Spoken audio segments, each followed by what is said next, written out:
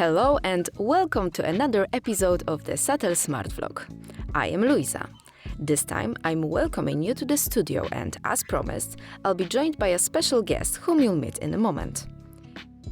In the previous episode, I showed you around our smart home, for which we jointly carried out the configuration of the B-Wave system using the basic version of Configurator available on the B-Wave website. If you missed the episode, click here and catch up. I recommend doing so because today we are going to discuss with our guest the generated list of B-Wave devices that we will install in the smart home. We'll answer the question as to whether we have selected all the necessary products and find out what else in the expert's eye is worth paying attention to and what to bear in mind when planning a smart and safe system. So, let's get to the point. I'd like to introduce Krzysztof, a specialist in alarm and smart home systems who has many years of experience working with Satel products. Hi Krzysztof, thank you for accepting the invitation to join me at the Satel Smart Vlog studio.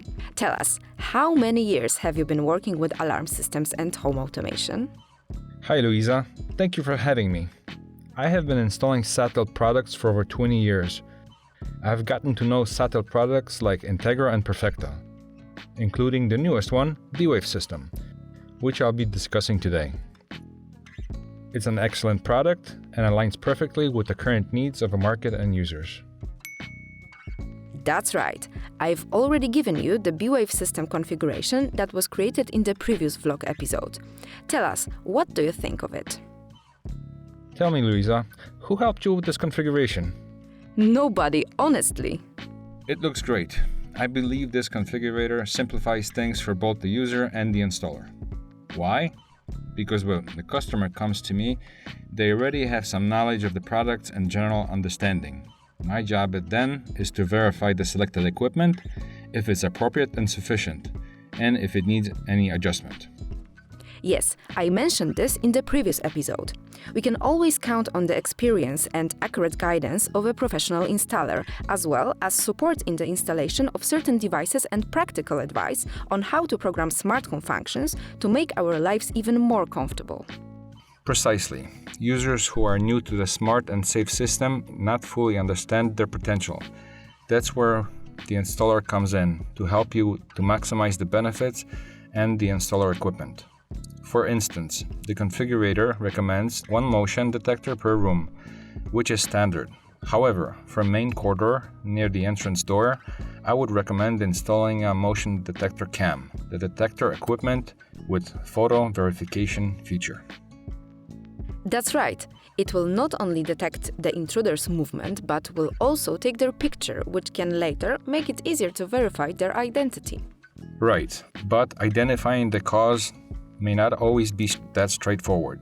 This detector will help us determine if the alarm was triggered by the intruder or someone else, like child coming back from school who forgot to turn off the security system. This photo identification will also help save you money. If the system is connected to a security service company, the photo feature allows you to quickly verify if it's a real intruder or a child, and cancel the response if needed. Okay, that's really helpful. Tell me, is there anywhere else you'd replace a basic motion detector with a different one? Yes, for instance, in the garage, I recommend installing Duotech motion detector like Motion Detector Plus. Due to challenging conditions in the garage, draft, temperature fluctuations, Duotech detector combines two detection methods, infrared and microwave, which enhances performance and reduces likelihood of false alarms. And tell me, while we're on the subject of the garage, what about gate and lightning control? The design was well thought out, including two-channel in-wall controller. I also see that the multi-purpose detector is installed on the garage door. Additionally, there is a motion detector, as I mentioned earlier, which can also be used to control lighting, automatically turning on the lights when the garage door opens. Okay, the garage also has a door leading straight to the house. Tell me, should we consider such a door as the entrance door to the house? Absolutely. The garage often serves as a drop-off point for couriers. When the courier arrives, they contact us, and we open the garage door remotely so they can leave the package. However, if the courier tries to exit through a different door, we will be notified immediately. From the garage, we'll go to the boiler room. Any suggestions here? Yes, I recommend few modifications here as well. First and foremost, I would suggest adding a carbon monoxide detector. While most gas furnace manufacturers will argue that their closed combustion chamber furnaces are designed to prevent any emissions, and there is some validity to that, it is still important to remember that the furnace combustion operates with fire inside. There is always possibility that something could go wrong. So it's always better to have early warning system in place. Of course. In this configuration, the furnace is also next to a washing machine and a flood detector. I would suggest installing multifunction detector with a built-in flood detector probe. The reason is that the flood detector may not always be installed in a safe location due to a tight space between washing machine and the floor. There is also a risk of someone accidentally kicking the detector and placing it in the drum with the laundry. A permanently mounted flood probe in this case would help prevent such accidents. So, in the boiler room, you recommended adding the carbon monoxide detector and the multipurpose detector with the flood probe. Okay, I'm adding them to the list. We're going from the boiler room to the living room. After you. We have two large windows there, a sliding one through which we can go out into the garden, and another large one that does not open. Yes, this is a huge area of glass, which I would also recommend to additionally protect with a glass break detector.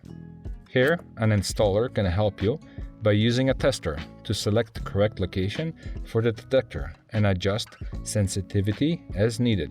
This is to prevent, for example, the detector causing us problems on New Year's Eve, when the fireworks explosions could disturb and incorrectly trigger false alarms. All right, and what about the fireplace in the living room? A fireplace in the living room introduces additional risks. While the configurator correctly includes the carbon monoxide detector, there are a few other considerations. Typically, we store well-dried wood next to the fireplace, and the living room is well ventilated. Additionally, there is a wood staircase nearby.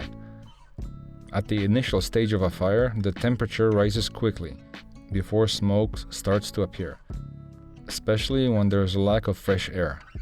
Therefore, I recommend using Fire Detector Plus, which not only detects smoke but also senses rapid temperature increases, allowing for quick response.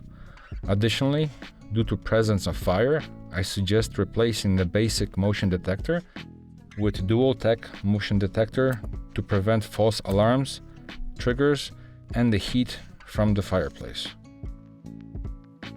Okay, noted.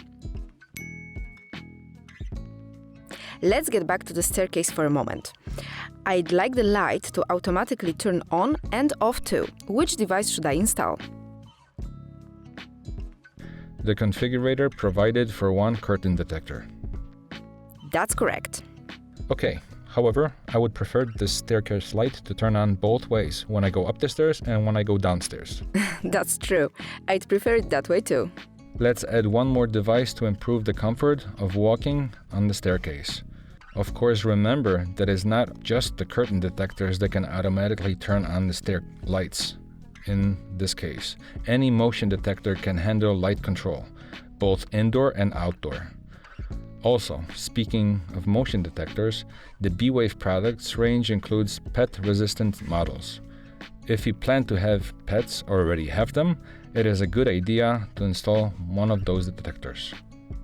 You mean the detector called Motion Detector PET? That's right. Exactly. And tell me, what about the heating? We have underfloor water heating in our smart home. Will I use the smart thermostats that the configurator has selected? The smart thermostat is a very cool device.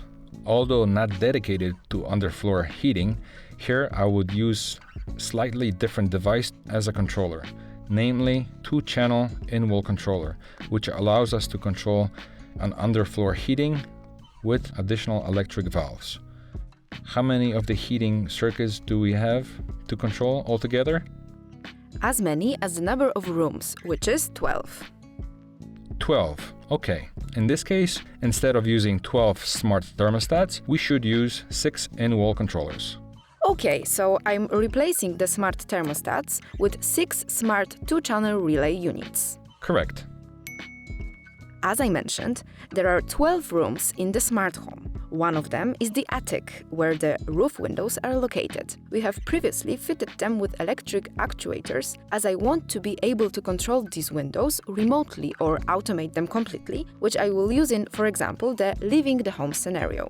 In order for the roof windows in the smart home to work seamlessly within the B-Wave system, I need the right controller. Which one exactly? We will ask Krzysztof. This is where we'll start the second part of our conversation, which we'll see in the next release in just a week. Subscribe the channel to not miss the premiere.